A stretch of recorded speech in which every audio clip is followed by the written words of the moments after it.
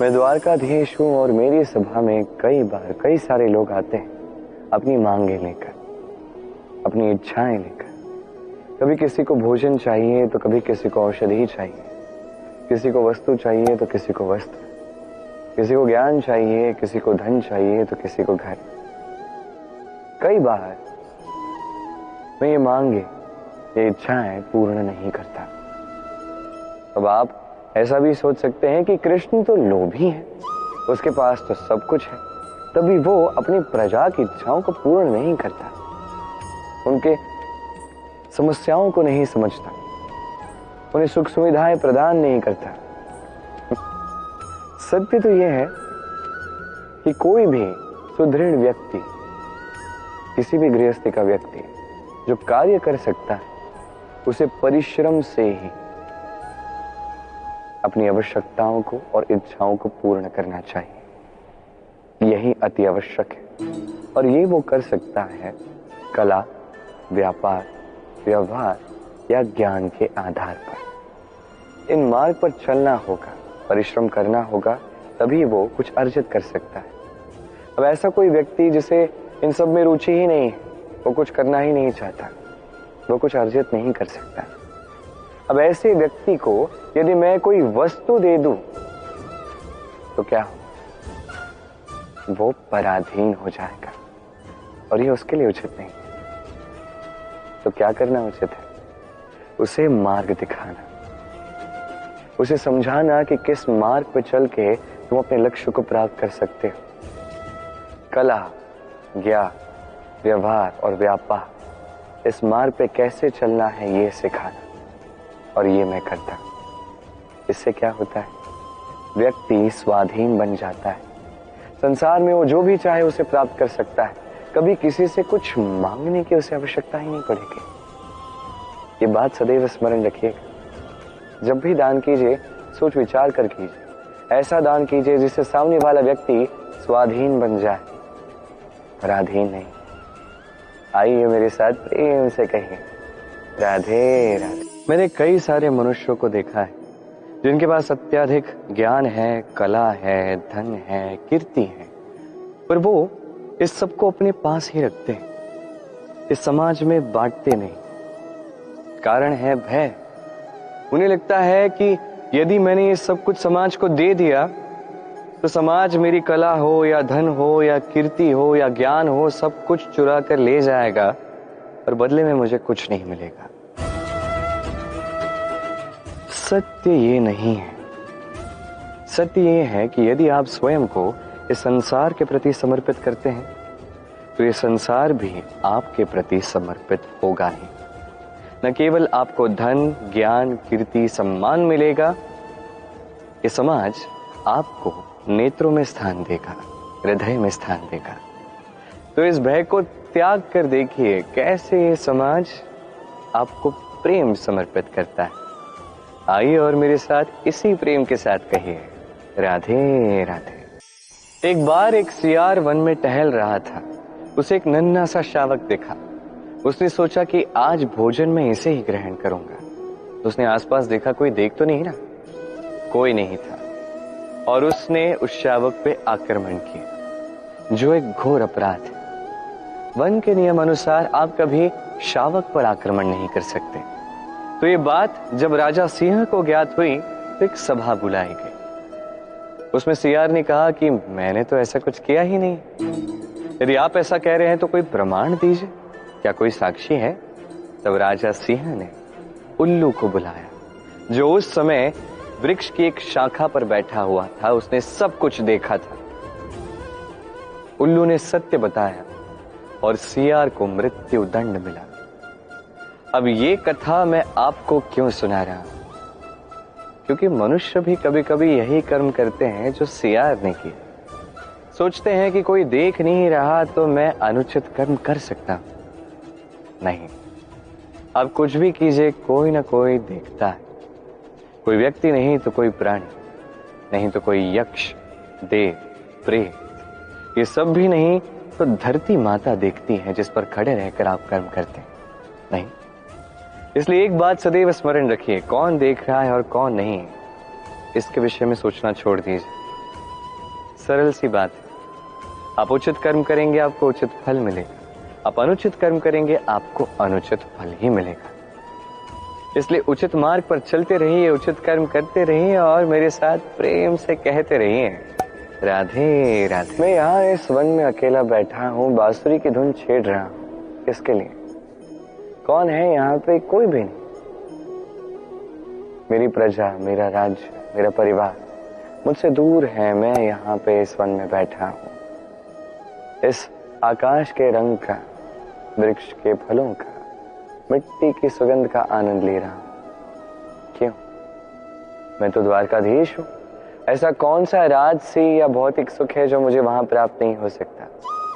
सब कुछ मिल सकता है, तब भी यहां वन में अकेला बैठा किस सुख को खोज रहा? एकांत का सुख। हम प्रतिदिन अनेक लोगों से, विचारों से, कर्मों से, परिस्थितियों से, सुख दुखों से घिरे ही रहते हैं। जीवन के इस चक्र में उलझनें बढ़ती ही जाती हैं। जैसे हम इन उलझनों को सुलझाते हैं, हम स्वयं भी उलझते रहते हैं। कुछ इस प्रकार उलझते हैं कि जब हम दर्पण में देखते हैं तो हम स्वयं को पहचान ही नहीं पाते। ऐसा लगता है मानो जैसे हमने स्वयं को खो ही दिया है। इसलिए आवश्यक है कि हर दिन आप कुछ समय स्वयं के साथ व्यतीत कीजिए, एकांत में। यह अत्यंत आवश्यक है। गहराई से अपने अस्तित्व में झांक के देखिए, स्वयं को समझिए। अद्भुत शांति की अनुभूति होगी। अब जैसे ये वायु है, ये वृक्ष है, ये पुष्प है, ये निसर्ग है, इसी की भांति आप भी कभी एकांत में आए, कभी निसर्ग का एक भाग बनकर देखिए। ये मन प्रसन्न होकर कहेगा, राधे राधे। ये क्या? मैं कब से यहाँ प्रतीक्षा में लगा हूं कि मैंने हाथ समक्ष किए हैं तो एक फल आके मेरे हाथ में आएगा और मैं उसे खा लूंगा। कब से प्रतीक्षा कर रहा हूं, किंतु ऐसा हो ही नहीं रहा। अब आप कहेंगे कि ये क्या बात हुई, ये कैसी विचित्र बातें कर रहा हूं। यदि फल चाहिए तो आपको वृक्ष पर चढ़ना होगा, फल तक पहुंचना होगा, तभी तो फल मिलेगा। अब ये बड़ी सरल सी बात है, किंतु यही बात आप अपने जीवन के विषय में क्यों नहीं सोचते? लक्ष्य कहाँ है आप जानते हैं, लक्ष्य तक जाने का मार्ग क्या है ये भी आप जानते हैं, उस मार्ग पर चलने की क्षमता भी आप में है, किंतु तब भी आप लक्ष्य को प्राप्त नहीं कर सकते। क्यों? क्योंकि आप प्रतीक्षा करते हैं कि लक्ष्य आपके समक्ष आए, पर ऐसा नहीं होता। लक्ष्य चाहे जो भी हो, धन हो, प्रेम हो, कोई सम्मान हो या मोक्ष हो, यदि आप उसकी ओर चले नहीं तो फल प्राप्ति असंभव है, तो कभी होगा ही नहीं। इसलिए यदि अपने नेत्रों के समक्ष आप अपने लक्ष्य को देख पाते हैं तो उठिए और उस दिशा में चलना प्रारंभ कीजिए। अपने भीतर के सारे दुर्गुण मिटा दीजिए, आलस्य निकाल दीजिए, अज्ञानता त्याग दीजिए और बस चलते रहिए। मनोप्रिय फल आप प्राप्त कर सकते हैं। स्मरण रखिए, चलने से लक्ष्य प्राप्ति होती है, प्रतीक्षा से केवल मृत्यु प्राप्त होती। आइए मेरे साथ प्रेम से कहिए, राधे राधे। कोयल की ध्वनि सुन के मेरा मन ही आनंदित हो जाता है। कोयल मुझे बड़ी ही प्रिय है। अब ऐसा ही एक और पक्षी है काक। एक है काक, एक है कोयल। इन दोनों में अधिक अंतर नहीं है, किंतु कोयल की ध्वनि सुन के सबका मन प्रफुल्लित हो जाता है। कोयल समक्ष आती है तो मन शांत हो जाता है। वही काक समक्ष आता है तो व्यक्ति दूर जाने लगता है। अब ऐसा भला क्यों है? कारण है वाणी। कोयल की वाणी बड़ी ही मीठी, बड़ी ही मधुर होती, वही काक की वाणी अत्यंत कर्कश होती, और कर्कश वाणी सुनना किसी को प्रिय नहीं है। अब स्वयं से पूछे, कोई व्यक्ति आके आपसे बात करे, उसकी वाणी मीठी हो तो कितना अच्छा लगता है, कर्कश हो तो उससे दूर जाने का ही मन करेगा। तो बस आपकी भी वाणी इसी प्रकार मधुर रखिए, मीठी रखिए। ये मुझे भी बड़ा प्रिय है। और ये तब होता है जब मन में प्रेम, इस मन में प्रेम जागृत कीजिए, वाणी अपने आप मीठी हो जाएगी। और कृष्ण स्वयं आपके निकट आएंगे और आपके साथ कहेंगे क्या, राधे राधे। ये चावल का तृण है, इससे जो अनाज प्राप्त होता है उसे मनुष्य ग्रहण करते हैं। ये क्या है? ये है जंगली घास। सोचिए, ये जंगली घास यदि इस तृण के आसपास होगी तो क्या होगा? क्या चावल उग पाएंगे, फूलेंगे, फलेंगे? क्या हम इसे ग्रहण कर पाएंगे? कदापि नहीं। ये जंगली घास इस तृण का नाश कर देगी, किंतु स्वयं जीवित रहेगी। यही आज की सीख है। संसार में यदि आप सदाचार के मार्ग पर चलना चाहते हैं, उचित कर्म करना चाहते हैं, संसार की सेवा करना चाहते हैं, तो जंगली घास जैसे व्यक्तियों से दूर रहना ही आवश्यक है।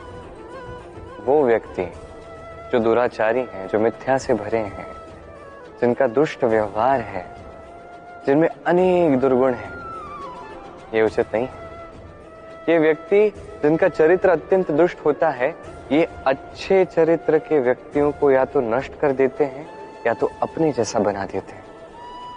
इसलिए यदि आप सदाचार के मार्ग पर चलना चाहते हैं, इस संसार के लिए कुछ शुभ करना चाहते हैं, तो उसी संगत में रहिए। वो संगत जो ज्ञानी हो, जिनमें अनेक सद्गुण हो, प्रतिदिन जिनसे आप कुछ न कुछ सीख सको, ऐसे व्यक्तियों के साथ जीवन व्यतीत कीजिए। दुराचारियों से दूर रहिए, तभी ये मन प्रसन्न होकर कहेगा राधे राधे। मैं यहाँ इस वन में अकेला बैठा हूँ, बांसुरी की धुन छेड़ रहा हूँ। किसके लिए? कौन है यहाँ पे? कोई भी नहीं। मेरी प्रजा, मेरा राज्य, मेरा परिवार मुझसे दूर है। मैं यहाँ पे इस वन में बैठा हूँ, इस आकाश के रंग का, वृक्ष के फलों का, मिट्टी की सुगंध का आनंद ले रहा हूँ। क्यों? मैं तो द्वारकाधीश हूँ। ऐसा कौन सा राजसी या भौतिक सुख है जो मुझे वहां प्राप्त नहीं हो सकता? सब कुछ मिल सकता है, तब भी यहाँ वन में अकेला बैठा किस सुख को खोज रहा? एकांत का सुख। हम प्रतिदिन अनेक लोगों से, विचारों से, कर्मों से, परिस्थितियों से, सुख दुखों से घिरे ही रहते हैं। जीवन के इस चक्र में उलझनें बढ़ती ही जाती हैं। जैसे हम इन उलझनों को सुलझाते हैं, हम स्वयं भी उलझते रहते हैं। कुछ इस प्रकार उलझते हैं कि जब हम दर्पण में देखते हैं तो हम स्वयं को पहचान ही नहीं पाते। ऐसा लगता है मानो जैसे हमने स्वयं को खो ही दिया है। इसलिए आवश्यक है कि हर दिन आप कुछ समय स्वयं के साथ व्यतीत कीजिए, एकांत में। यह अत्यंत आवश्यक है। गहराई से अपने अस्तित्व में झांक के देखिए, स्वयं को समझिए, अद्भुत शांति की अनुभूति होगी। अब जैसे ये वायु है, ये वृक्ष है, ये पुष्प है, ये निसर्ग है, इसी की भांति आप भी कभी एकांत में आए, कभी निसर्ग का एक भाग बनकर देखिए। ये मन प्रसन्न होकर कहेगा राधे राधे।